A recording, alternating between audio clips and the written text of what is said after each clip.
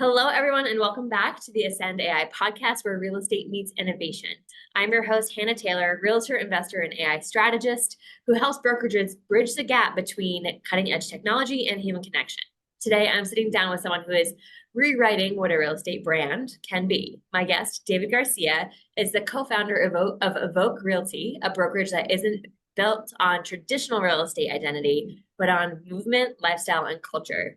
David entered real estate in 2016, helps run a brokerage through 2020 and 21, and then built Evoke in 2022, scaling it from 33 agents to a boutique powerhouse that's on track to hit 100 million in production with just 18 agents. Super impressive stuff. Evoke centers around three core pillars: content, culture, and connection.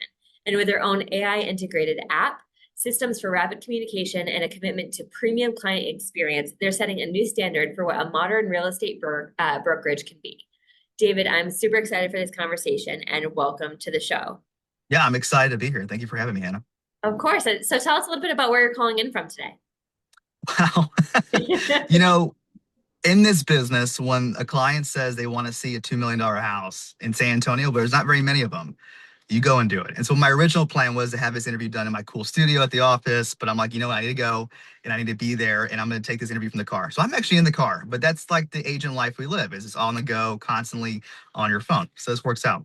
Yeah, absolutely. I think this is a fantastic depiction of exactly where the real estate world is going, right? This is Agents my are home office. This is like, on the yeah. go. Exactly. We're constantly using our hotspots. We're popping into coffee shops to get some work done in between appointments. So I love that you're showcasing to us what their real estate lifestyle is. So It's thank not you for always that. fancy.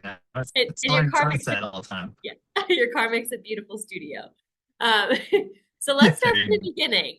You launched Evoke in 2022. So I know that you focus a lot on the brand and the lifestyle that you have. So what was the moment you realized you wanted to build something completely different than a traditional brokerage? And why was that so important for you? Yeah. The exact moment I'll never forget, it was May 22nd, 2020. And it's when my first daughter was born. And I knew that from that point on, I had to build something that had some kind of legacy to it, that I wasn't attached to a bigger firm, that allowed me to pass off something to my kids generationally. And then in the midst of all that, COVID happened, right? So we're on lockdown, and the only thing we can do is be on our phones. And I knew at this time that there was very few companies investing in content and media and that traditional source through real estate. And so I figured, let me build a brand. I had the brokerage experience. My wife was in PR and title. Let's build a brand that focuses on content so that when everybody's at home during COVID lockdown, they have something to look on. And so this happened in 2020. And that's really when we started planting seeds, kind of, honestly formulating the business plan. And in 2022 is when we officially launched it. And we launched it in late 22. So the market kind of peaked 2020, 2021, and it started coming down summer of 22 and rates increased a lot. And so we started this business in a bad market. We started a company in a bad market.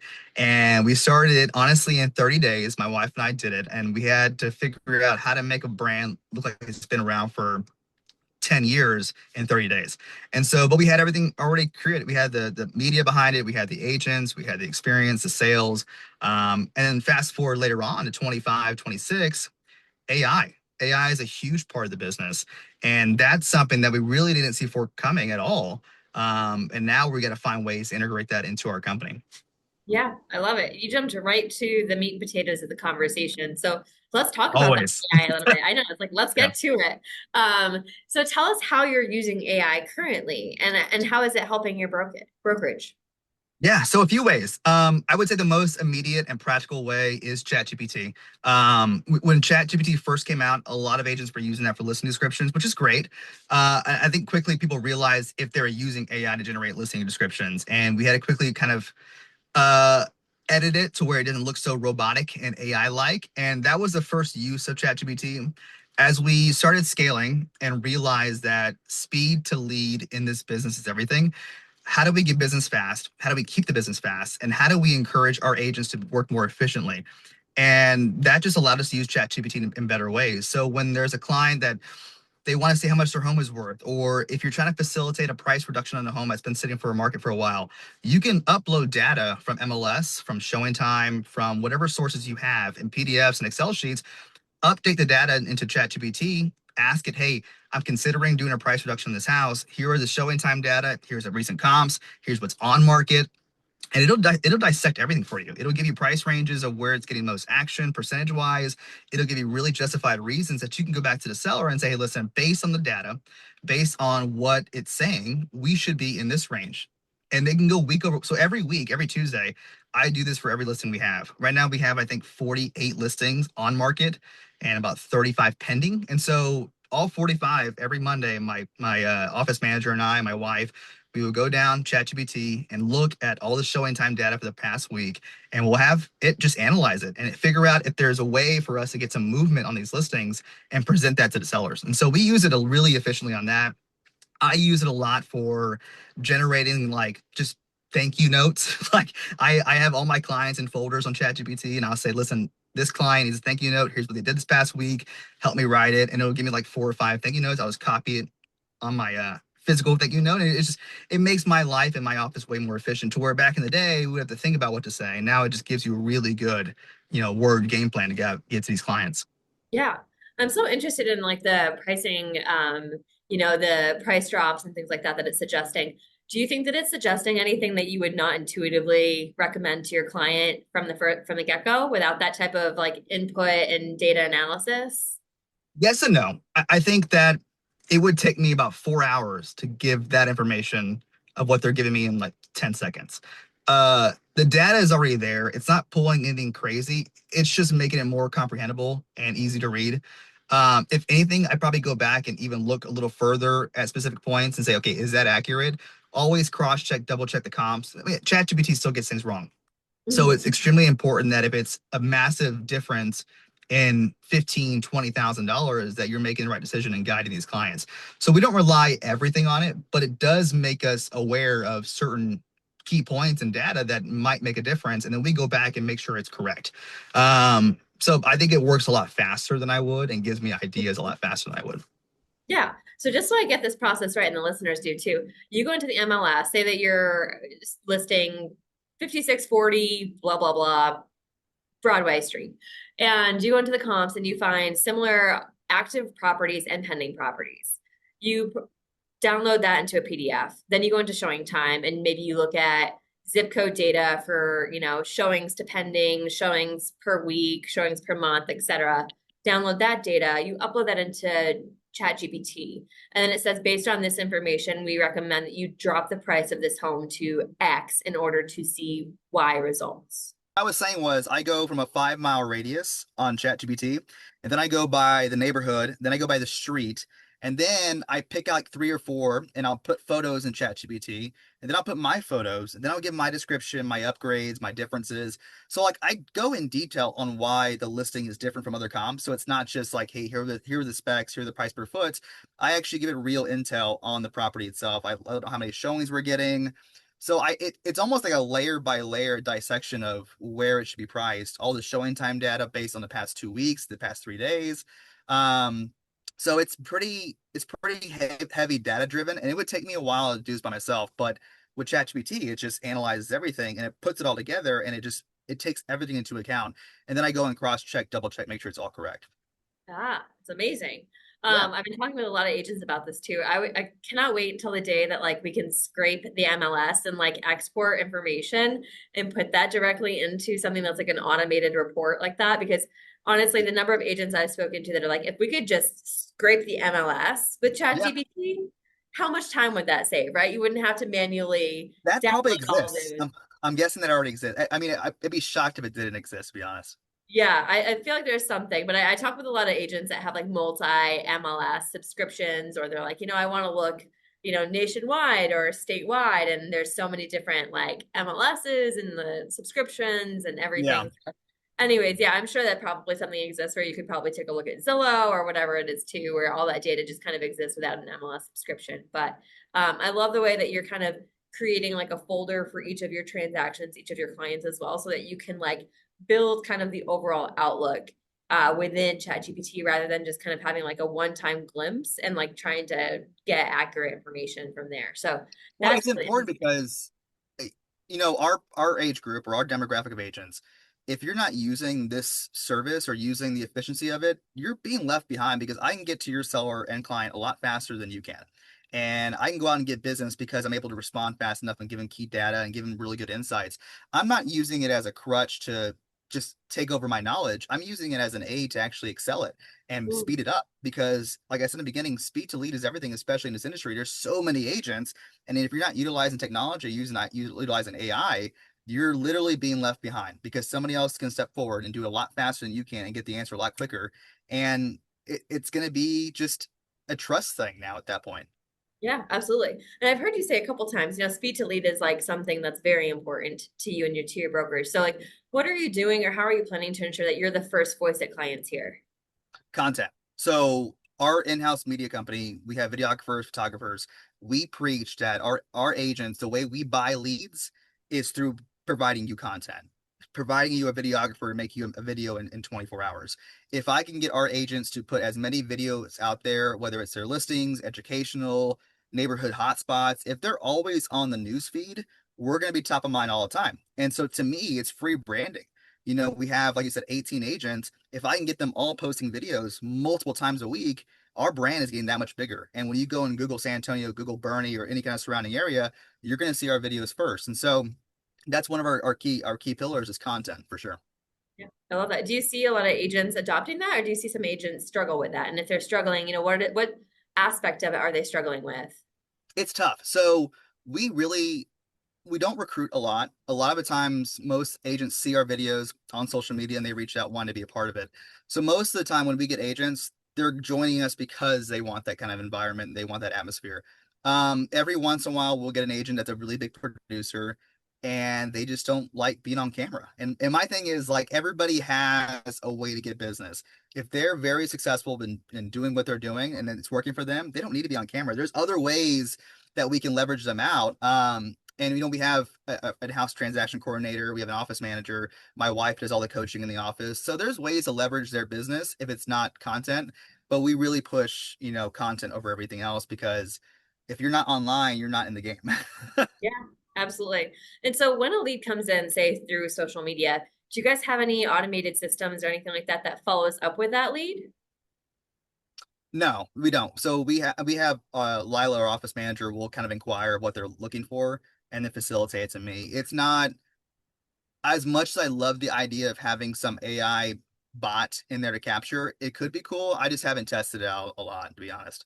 Yeah, yeah. I know some brokerages do that. And I feel like now when you go Mhm. on to Instagram or something and add a friend, I even did it this morning. I met someone at a coffee connection and I shared my Instagram with her and she shared hers. And immediately I got, an email or a message, a DM from her saying, are you Fast. Yeah. here for my health and functional medicine, nutrition? Or are you just here for recipes? And, I didn't mind it at all because I was like, I know that this is how she creates conversation with those people Right. that are her for her content. I'm just following her because I met her in person. I want to go on a hike with her. But Yeah. like I think that people are more used to seeing that now. And so I do think like from a real estate perspective, obviously like in-person connect, like we're in the people business, right? Like person to person connection is so critical and so important for what we do. I think to some capacity, like we are creating a understanding within the community that like it is okay for automated DMs to come your way to be conversation openers. And if you're shopping for a house or something like that, how great would it be if you see an agent whose videos you like, you click on them and immediately you've got something that you can respond back to kind of input what you're looking for. Um, Yeah. so I don't think that, I think there's two ways of seeing it. There's kind of the old school way, which is like, nope, it needs to be my voice, getting on the phone, calling them immediately, which has tremendous value, right? And Yeah. I think that, that first message is also something that they see, they engage with, and like we're used to engaging with things on the computer. So, or on the phone screen. So, I don't think it's a terrible thing to do. There's pros and cons both ways. So Yeah. really, And I think it depends too on the price point. What exactly they're asking. I think it would be nice to definitely decipher what they're wanting first, and then we can pick the phone and call them. I think that would be nice, especially in the yeah. Instagram stuff for sure. Most of our leads do come from Instagram. And so that would be key for sure. Yeah. And as an agent, I think one of the hardest things for me is like when I'm just cold calling a lead and I don't have any idea about what neighborhood they're looking in, what price point they might be shopping in, if they've spoken to a lender. And then you get on that phone and you're kind of just trying to pull out of them, things. Yeah. And a lot of the times people hold their information back. Yeah. And so, just having a little bit of talking points gets you just, that much further ahead when the relationship building, I think. So yeah, let's see, what else do I have here? So let's talk about the future because I know we've talked a lot about how you'd like to expand into other markets. So Mm. what does the next like 2 to 5 years look like for Evoke? Where are you guys going? What direction? Ooh, it's a great question. So I think it took us about a year or two to get the footprint in San Antonio. And during that time frame, I met a lot of developers and builders that have other business in other cities. And so I've been fortunate enough to be able to list, houses in the Gulf Coast, in Austin. And so my next layer of scale would be probably finding, a team or a group of agents in those cities that we can leverage ourselves off of. I think we've done a pretty good job, my wife and I, on being the go-getter of the business, like really kind of bringing it in. And now we just need the manpower to kind of sustain it. And I think that starts with just finding surrounding areas around San Antonio that we're able to get business in and provide that lead source for agents coming on board. Yeah, absolutely. And so when you're looking for agents to come on board, what are the qualities that you see do really well within Evoke? This is a very interesting question. So when we do interviews for agents, most of the time Lila will do the first interview. And most of it's logistical questions, what's their past numbers, what are they looking for in a brokerage, kind of figuring out their history. And then the next layer is my wife, because she builds the culture on the entire office and she can really gauge a personality and they're going to be a good fit for us. In this business, we care more about quality of the office and culture than we do about numbers. I can have 18 really producing agents that we all get along and they're all in the same team environment. And you get one bad apple and it just ruins everything. And so for us, we care a lot more about quality over quantity. And so for agents, we do ask for a minimum production experience. We like that if they've been in the business for at least 2 or 3 years, they've seen a few cycles of business. We think it's important that if we ask an agent what your daily schedule is, they actually have a schedule. So time management, being able to leverage themselves, what's important to them. If they're saying immediately they want leads, it takes time to build a brand. And that's what we focus on for our agents is we're providing you the content to build that brand and longevity. And we can't just give you a cold lead and expect you to build that. So we focus a lot of our investment and money in videographers and content and media that we're not going to go out and pay for Zillow Flex and Realtor.com. That's just not our business model. And so if their first thing is we want leads, we need business, and it's kind of not a good fit. And then we also care a lot about the way they conduct themselves, their integrity, how they hold a conversation, their communication skills. This business is all communication. If you Mhm. can't get your message across clearly and efficiently, and with poise and professionalism, you're not going to last. Like it's just not. People want to work with those they connect with and they trust. And if I can't see that off the first interaction with you, it's gonna be a hard no. And so we really took time and just cherry picking our agents, and we're super proud of what we built. And we definitely don't want a bad apple jeopardizing that. Yeah, no, that makes a lot of sense. Absolutely. So, do you guys see yourself using AI to recruit in all these new areas, or do you think that that's something that will organically happen with your content? That's interesting. I've had a few people reach out for that specifically, and I think we would use it on a pure like data driven analytical. I would love to see projections and likelihoods of people switching over brokerages. I think there's a saying most agents switch over every 2 years, kind of like buying a house. And so I really would probably use it more so for that. But as far as recruitment and bringing them on board, a lot of the times we like the fact that if they're reaching out to us, it's a good sign. If we got to go and reach out to you, it's not much, there's not much organic to it. We have run in the same circle with a lot of big producing agents in San Antonio. And I think that there's certain agents that would definitely come on board if we went out and poached them. But I think the fact that we're not doing it, it kind of makes them wonder, like, well, why am I not being picked? And I kind of like that. I like the idea of exclusivity, because there will be a day when one day they're like, you know what, I need to switch brokerages, and this guy never called me. Let me see what they're all about. And that's kind of how we like to. It's a long term game for sure. I love that. Yeah. But I mean, that then when you have like really interested people coming your way, right? Because they probably Because witnessed they what you they guys have like been you for capable you. of for Yeah. years. Yeah, absolutely. So that makes a lot of sense. It's a great way to find a good I think culture. most of our agents have followed us since like 2018, 2017, and when we first started doing videos and blogs. And I think it took probably 5 years to gain that trust with them. And it's just like clients, it takes a long time for somebody to trust you online. And consistency is everything. Yeah, I love that. I love that. Well, before we wrap, I wanted to ask just one question. If you could wave a magic wand and change anything in your business today, because this could be something operational, something cultural, systems, human capital, time, anything, what would you change and why? Transparency on your business. I think this business is a lot of smoke and mirrors, and there's shows like Selling Sunset, and those type of shows that really give it the false hope for a lot of agents coming on board, and they think they got to come in and show the flashy car or show the flashy watch and brag about their non-existent business. And to me, I think as a consumer, I would love to be able to look somebody up, see how many deals they've done, see where they're doing deals, how many sales they've had. That transparency in business, I think there's a lack of that, especially on a local level. And I think that there's a lot of agents that flash certain things and they get the business and they end up doing a bad service for the client. And it ends up as an overall bad reflection of us as a community. I think there needs to be something built to where a consumer can look people up and actually understand what they're hiring. And so I would wave a magic wand and do that. And I think that a lot of agents would appreciate the transparency in that.